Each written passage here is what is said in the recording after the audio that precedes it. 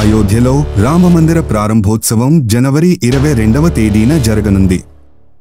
అదే రోజున గర్భగుడిలో శ్రీరాముని విగ్రహాన్ని కూడా ప్రతిష్ఠించనున్నారు. ఈ కార్యక్రమానికి ప్రధాని నరేంద్ర మోదీ సహా పలువురు ప్రముఖులు హాజరు కానున్నారు. అయితే అయోధ్య చరిత్ర, రహస్యాలు, రామజన్మభూమి ప్రాముఖ్యత మరియు సందర్శించదగిన ప్రదేశాల గురించి తెలుసుకుందాం. ఉత్తరప్రదేశ్లో ఉన్న అయోధ్య శ్రీరాముని జన్మస్థలమని అంతా నమ్ముతారు. ఈ ప్రదేశం అపారమైన మతపరమైన, చారిత్రక ప్రాముఖ్యతను కలిగి ఉంది.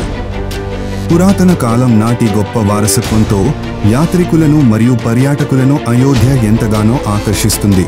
ఇది కోసల రాజ్యం యొక్క రాజధాని, బౌద్ధ విహారాల నిర్మాణానికి సాక్ష్యంగా నిలిచింది. పూర్వం సాకేత అని పిలువబడే అయోధ్య క్రీస్తు పూర్వం 5వ లేదా 6వ శతాబ్దానికి చెందిన గొప్ప వారసత్వాన్ని కలిగి ఉంది. సరయు నది ఒడ్డున ఉన్న అయోధ్య యాత్రికులు, చరిత్రకారులు, పర్యాటకులను ఎంతగానో ఆకట్టుకుంది.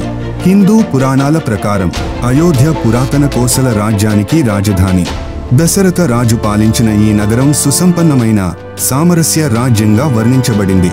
ఇక్ష్వాకు, పృథు, మాంధాత, హరిశ్చంద్రుడు, సాగర్, భగీరథుడు, రఘు, దిలీప, దశరథుడు మరియు రాముడు కోసల్దేశ్ రాజధాని నగరాన్ని పరిపాలించినట్లు చరిత్ర చెబుతోంది. బౌద్ధుల కాలంలో క్రీస్తు పూర్వం 6వ-5వ శతాబ్దంలో శ్రావస్తి రాజ్యానికి రాజధానిగా మారింది. ఇక్కడ బుద్ధుడు కొంతకాలం జీవించాడని చెబుతారు.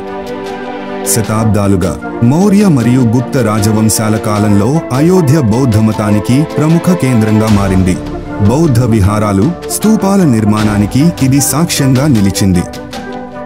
ఇదిలా ఉండగా మొఘల్ చక్రవర్తి బాబర్ పేరుతో బాబ్రీ మసీదు 16వ శతాబ్దంలో రామమందిరాన్ని ధ్వంసం చేసిన తర్వాత అయోధ్యలో నిర్మించబడిందని హిందువులు భావిస్తుంటారు. అయితే అనేక సంస్థలు, ముఖ్యంగా ముస్లిం సమాజం ఈ వాదనను ఖండించాయి. ముఖ్యంగా అయోధ్యలో సందర్శించవలసిన ప్రదేశాలు చాలానే ఉన్నాయి. హనుమాన్ గర్హి, ఇది హనుమంతునికి అంకితం చేయబడిన ఆలయం. అంతేకాకుండా సీతాకి రసోయి, ఇది సీతాదేవి అయోధ్యలో ఉన్న సమయంలో ఆమె భోజనం చేసిన ప్రదేశంగా నమ్ముతారు. నగరంలోని రామ్ కోట్, తులసి స్మారక్ భవన్, శ్రీ నాగేశ్వరనాథ్ ఆలయం, కనక్ భవన్, మణిపర్వత్, మెమోరియల్ పార్క్, దశరథ్ భవన్లు కూడా సందర్శించదగిన ప్రదేశాలు. మరుగున పడిన రామజన్మభూమిని కనిపెట్టి ఆలయాన్ని నిర్మించింది ఎవరనే దాని గురించి తెలుసుకుందాం. ఆవు పొదుగు నుండి పాలు పడటం ప్రారంభించిన ప్రదేశంలో రాజు విక్రమాదిత్యుడు శ్రీరాముని ఆలయాన్ని నిర్మించాడట. ఆ శ్రీరాముని ఆలయ బంగారు శిఖరం 80 కిలోమీటర్ల దూరం నుంచి కూడా కనిపించేదని పూర్వీకులు చెబుతుంటారు. ప్రాచీన సప్తపురులలో అయోధ్య ఒకటిగా పరిగణించబడుతుంది. సత్యయుగం నుంచి ద్వాపర యుగం వరకు రాసిన అనేక గ్రంథాల్లో అయోధ్య గురించి వర్ణించబడి ఉంది. అయితే అయోధ్య అజ్ఞాతాంధకారంలో మునిగిన ఓ సమయం వచ్చింది. అప్పుడు ఉజ్జయిని రాజు విక్రమాదిత్య అయోధ్యను కనుగొని తిరిగి స్థాపించాడని పలువురు పేర్కొంటుంటారు. ఈ సంఘటన గీతా ప్రెస్ గోరఖ్పూర్ ప్రచురించిన అయోధ్య దర్శన్ పుస్తకంలో వివరించబడి ఉంది. పురాతన కాలంలో ఉజ్జయిని రాజైన విక్రమాదిత్య పాలన చాలా దూరం విస్తరించింది. ఒకసారి విక్రమాదిత్య తన సైన్యంతో అయోధ్య ప్రాంతం గుండా వెళ్తుండగా ఆ ప్రాంతానికి వచ్చేసరికి ఆయనకు పాజిటివ్ వైబ్స్ వచ్చాయి. ఆ తరువాత విక్రమాదిత్య ప్రయాగ్రాజ్ కి వచ్చినప్పుడు ప్రయాగ్రాజ్ తీర్థ రాజు బ్రాహ్మణుడి రూపంలో స్వయంగా ఆయనను కలుసుకుని, నువ్వు వస్తున్న ప్రదేశం అయోధ్య, శ్రీరాముడి జన్మస్థలం, దానిని నీవు మాత్రమే పునరుద్ధరించగలవు అని పేర్కొన్నాడట. దీని తరువాత బ్రాహ్మణ రూపంలో ఉన్న అతను విక్రమాదిత్యకు శ్రీరాముడి జన్మస్థలం, అతని రాజభవనం, అయోధ్యలోని ఇతర ప్రదేశాల గురించి చెప్పాడట.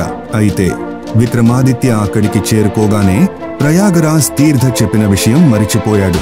అప్పుడు మరొక సన్యాసి అక్కడికి వచ్చి, రాజా, మీరు ఇక్కడ ఒక తెల్లని ఆవును పిలిచి ఆవు పొదుగు నుంచి స్వయంచాలకంగా పాలు ప్రవహించే ప్రదేశాన్ని కనుగొనండి. దానిని శ్రీరాముడి జన్మస్థలంగా పరిగణించండి అని చెప్పాడట. రాజు విక్రమాదిత్యుడు కూడా అలాగే చేసి ఆవు పొదుగు నుంచి పాలు పడటం ప్రారంభించిన ప్రదేశంలో శ్రీరాముని భారీ ఆలయాన్ని నిర్మించాడట. ఆ శ్రీరాముని ఆలయ బంగారు శిఖరం 80 కిలోమీటర్ల దూరం నుండి కూడా కనిపించేదని చెబుతుంటారు. అలా ఆ కాలంలో ఉజ్జయిని రాజు విక్రమాదిత్య అయోధ్య అసలు ప్రాంతాన్ని పునఃస్థాపించాడని చరిత్ర చెబుతుంది. ఈ వీడియో గనుక మీకు నచ్చినట్లయితే లైక్ చేయండి, షేర్ చేయండి, సబ్స్క్రైబ్ చేయండి.